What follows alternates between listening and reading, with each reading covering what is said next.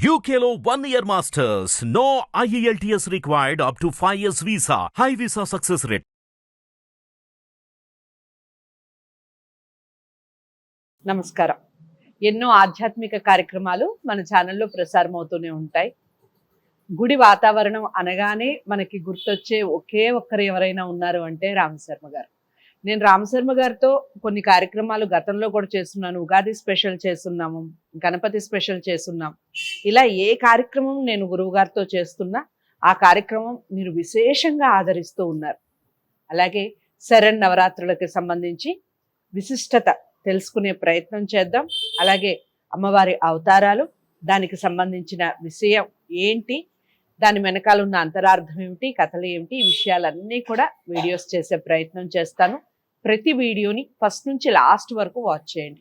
విషయం బోధపడుతుంది. మీకు ఒకవేళ తెలిసి ఉన్న ఆ కథ ఎన్నాళ్ళ కిందట తెలిసింది, మీకు తెలవడానికి గల కారణాలు ఏంటి, ఇవన్నీ కూడా కామెంట్ బాక్స్లో తెలియజేయండి. మరో ముఖ్యమైన విషయం ఏమిటంటే, మీకు జాతకానికి సంబంధించి కానీ వాస్తుకు సంబంధించి కానీ గురువు గారిని మీరు కలవాలి అనుకుంటే స్క్రీన్ మీద కనపడే నెంబర్కి కాల్ చేయండి. గురుగారు నమస్కారం.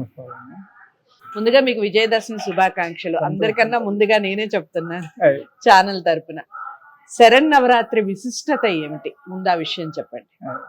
గురు బ్రహ్మ గురు విష్ణు గురుదేవో మహేశ్వర గురు సాక్షాత్ పరబ్రహ్మ తస్మై శ్రీ గురవే నమః. హరితసగోత్రోత్పన్నం హరిభక్తి పరాయణం శంకర గురువరేంద్ర చరణం శరణం ప్రపద్యే. శ్రీ మహద్భ్యో గురుభ్యో నమః. సదాశివ సమారంభాం వ్యాసశంకర మధ్యమాం అస్మదాచార్య పర్యంతాం వందే గురు పరంపరాం. అరుణాం కరుణాతరంగితాక్షీం ధృతపాశాంకుశ పుష్పబాణచాపాం అనిమాధీరయూరుతాం అయోకైః అహమిత్యేవ విభావయేద్భవానీం. ఓం శ్రీమాత్రే నమః. నవరాత్రులు, నవ అంటే తొమ్మిది, 9 రాత్రులు అనేటువంటి ఒక అర్థం మనం తీసుకోవచ్చు. ఇంకోటి ఏంటంటే నవ అంటే నూతనమైనటువంటిది, కొత్తదైనటువంటిది అనేటువంటి ఒక అర్థం కూడా వస్తుంది. అందుకే నవదంపతులు అని కూడా నవదంపతులు అంటారు. కొత్త పదార్థైన నూతనము, నవము. ఇలా ఈ నవరాత్రులకు 2 అర్థాలు తీసుకున్నట్టయితే 9 రాత్రులు. పూర్వకాలంలో మనం ఇప్పుడు చైత్రమాసం నుంచి మనం ప్రారంభం చేస్తున్నాం సంవత్సరం, తెలుగు సంవత్సరాన్ని. అంటే కొన్ని సంవత్సరాలు, కొన్ని సహస్రాబ్దాల క్రితం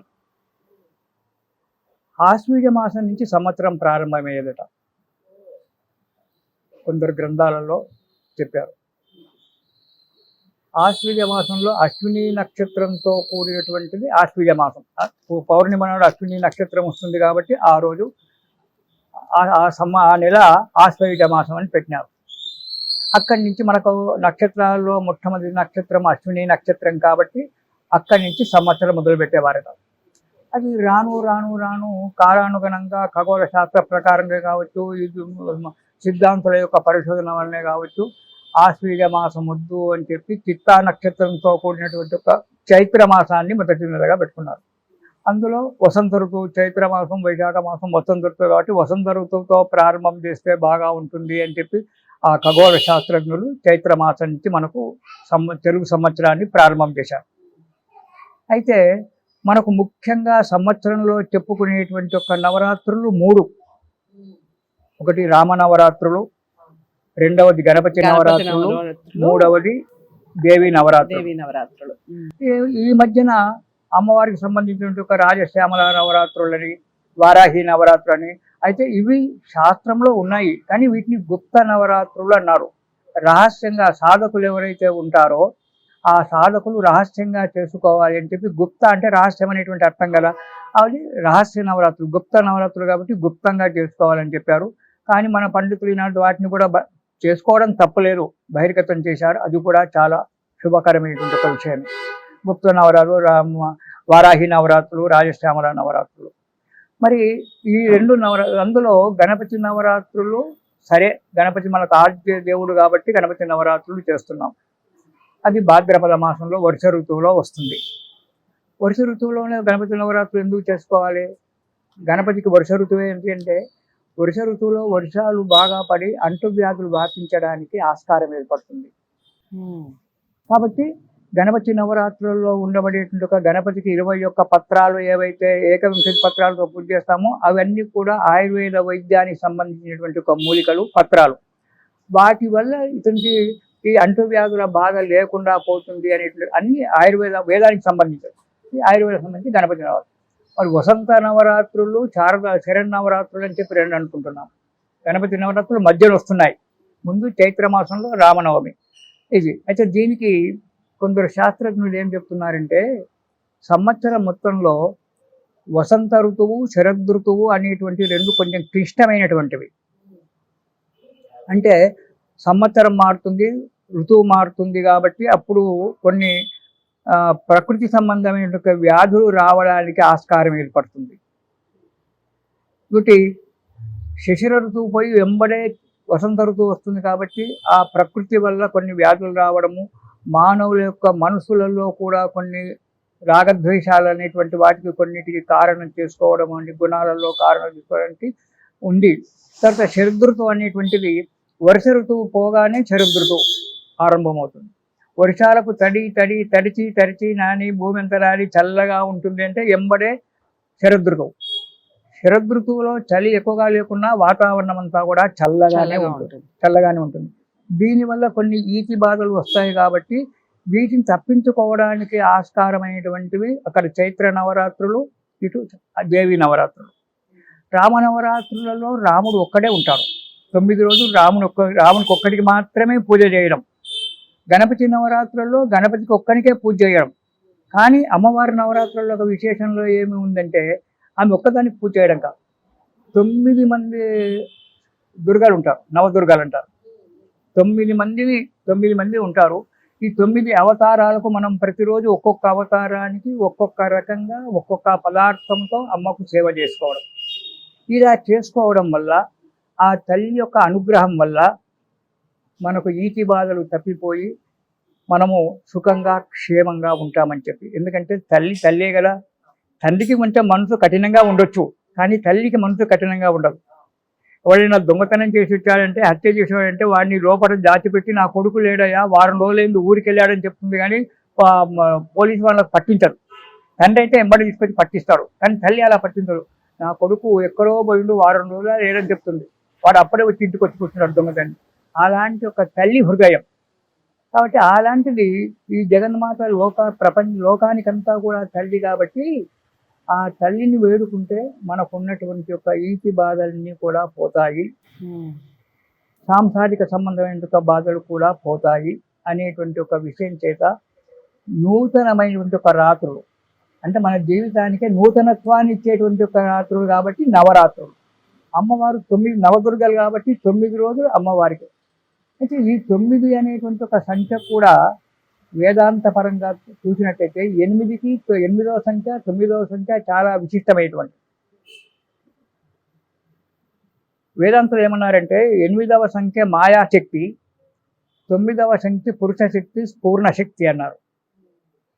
8వ ఎక్కం కనుక మనం చదువుకున్నట్టయితే అనులోమ విలోమంగా వస్తుంది. మీరు ప్రయత్నించి చూడండి అందరు ఎవరైనా సరే.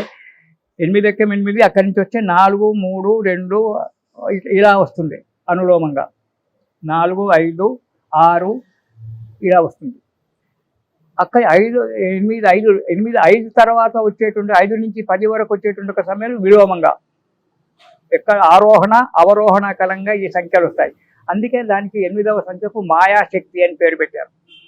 మాయాశక్తి ఎవరంటే అమ్మవారు. అమ్మవారు మాయాస్వరూపం. అమ్మవారు మాయాస్వరూపం. అందుకే ఆ 8వ సంఖ్యకు మాయాశక్తి అన్నారు. 9వ సంఖ్య పూర్ణ శక్తి, పూర్ణ సంఖ్య అంటారు దాన్ని. ఆ 9వ శక్తిలో నువ్వు ఎటు చేసినా 9 వస్తుంది, ఎటు చేసినా 9 వస్తుంది. 9వ ఎక్కం చదువుకుంటే నువ్వు 10 వరకు కాదు 20 వరకు చదువుకున్నా చివరిలో ఏక సంఖ్య చేస్తే మళ్ళీ 9 వస్తుంది. అందులో మార్పు ఉండదు. కానీ 8వ సంఖ్యలో మార్పు ఉంటుంది, అనులోమ విలోమం అనేటువంటి ఒక వస్తుంది. కాబట్టి మాయా ప్రకృతులు ఇద్దరు కూడా ఈ 8, 9 సంఖ్యలో ఉన్నారు. 8 రోజులు నవరాత్రులు మాయాశక్తిని పూజ చేసి 9వ నాడు పూర్ణ స్వామికి అప్పగించేసి ఇచ్చేసుకోవడం అనేటువంటిది ఒకటి ఉంది. 9 రోజులు అమ్మవారికి సేవ చేసుకోవడము, మాయాశక్తికి పూజ చేసుకొని మాయ నుంచి 9వ నాడు బయటపడి విజయదశమి నాడు 10వ నాడు విజయం సంతోషంగా ఉండడానికి మనం చేసుకునేటువంటి ఇది. ఈ 8, 9 సంఖ్యలు ఇలా కూడుకున్నాయి కాబట్టి దీన్ని నవరాత్రులు, 9 రాత్రులు. ఇంకా వేదాంతంలోకి వెళ్ళినట్లయితే మనకు జాతాశౌచం పుట్టినప్పటి నుంచి 9 రోజులు పురుడు, సరే మరణించిన తర్వాత శరీరం పోయిన తర్వాత కూడా మళ్ళీ 9 రోజులు 10వ నాడు స్నానం చేస్తేనే ఆ మైల పోవడం. ఇలా అన్నిటికీ 9, 9, 9, 9 అనేటువంటి ఒక విషయం చెప్పారు. అందుగురించి ఈ 9 సంఖ్య మహాఘనమైనటువంటిది. అందుగురించే మనకు నవరాత్రులు. అమ్మవారు 9 అవతారాలలో ఉంటుంది, ఒక్కొక్క రోజు ఒక్కొక్క అవతారం. ఈ 9 అవతారాలలో కూడా కొన్ని వేదాంతపరమైనటువంటి ఒక అవతారాలు ఉన్నాయి, పౌరాణికమైనటువంటి ఒక అవతారాలు ఉన్నాయి. అంటే మనకు దుర్గా సప్తశతిలో చెప్పినటువంటి ఒక అవతారం నవదుర్గలు అనేటువంటి ఒక విషయం చెప్పారు. ఈ నవదుర్గలు ఎవరంటే ప్రథమం శైలపుత్రీతి, ద్వితీయం బ్రహ్మచారిణి, తృతీయం చంద్రఘంటేతి, కూష్మాండేతి చతుర్థకం, పంచమం స్కందమాతేతి, షష్టం కాత్యాయనీచత, సప్తమం కాళరాత్రీతి, మహాగౌరీతి, అష్టమం, నవమం సిద్ధిదాత్రీత, నవదుర్గా ప్రకీర్తిత అంటారు. ఇవి అన్నీ కూడా వీళ్ళ నవదుర్గలు, 9 మంది దుర్గాదేవతలు అంటారు. ఈ 9 మంది దుర్గాదేవతల యొక్క అవతారాలు చేసేటువంటి వాళ్ళు చాలా తక్కువ. ఏదో ఇప్పుడు కొన్ని దేవాలయాల్లో అమ్మవారి యొక్క ప్రతిష్టమైన యొక్క దేవాలయాలలోనే ఈ అవతారాలు చేస్తున్నారు. బయట సామాన్యంగా మనము చేసుకునే అవతారాలు తక్కిన దేవాలయాల్లో కానీ మనము మామూలుగా ఏదో పందిరి వేసి వేదిక నిర్మించి మనం చేసుకునే వాళ్ళు చిన్న చిన్న దేవాలయ అవతారాలు. ఇవి కాకుండా పౌరాణికమైనటువంటి అవతారాలు పెట్టుకున్నాం. ఇవి కూడా మనకు శాస్త్రంలో చెప్పినటువంటివే. మొదట్లో ఒకరోజు త్రిపుర సుందరి, ఒకరోజు గౌరీ, ఓరోజు గాయత్రి, ఓరోజు అన్నపూర్ణ, ఓనాడు లలిత, ఇలా ఓనాడు మహిళమర్దిని, ఓనాడు సరస్వతి, ఓనాడు దుర్గా, చివరకు రాజరాజేశ్వరి. ఇలా ప్రత్యేకంగా ఒక్కొక్క అమ్మవారి గురించి ఒక్కొక్క వీడియో చేసే ప్రయత్నం చేద్దాం గురువుగారు. చాలా చక్కగా వివరించారు నవరాత్రుల విశిష్టతకి సంబంధించి. మీరు కూడా తెలుసుకున్నారని అనుకుంటున్నాను. మీకు గురువుగారు చెప్పినటువంటి విషయాలు ముందే తెలుసా? అసలు మీరు ఇలా పాటిస్తూ ఉన్నారా? మీరు ఈ శరన్నవరాత్రుల్ని ఏ విధంగా జరుపుకుంటారు? విషయాలన్నీ కామెంట్ బాక్స్ లో తెలియజేస్తూ ఈ వీడియోని లైక్ చేసి అందరికీ షేర్ చేసే ప్రయత్నం చేయండి. గురువుగారిని కలవాలి అనుకుంటే స్క్రీన్ మీద కనపడే నెంబర్కి కాల్ చేయండి. అమ్మవారి అవతారాలకి సంబంధించి ఒక్కొక్క అవతారానికి సంబంధించి ఒక్కొక్క వీడియో చేసే ప్రయత్నం చేస్తాం. తప్పకుండా ప్రతి అవతారం యొక్క విశిష్టతని కూడా తెలుసుకునే ప్రయత్నం చేద్దాం. నమస్తే.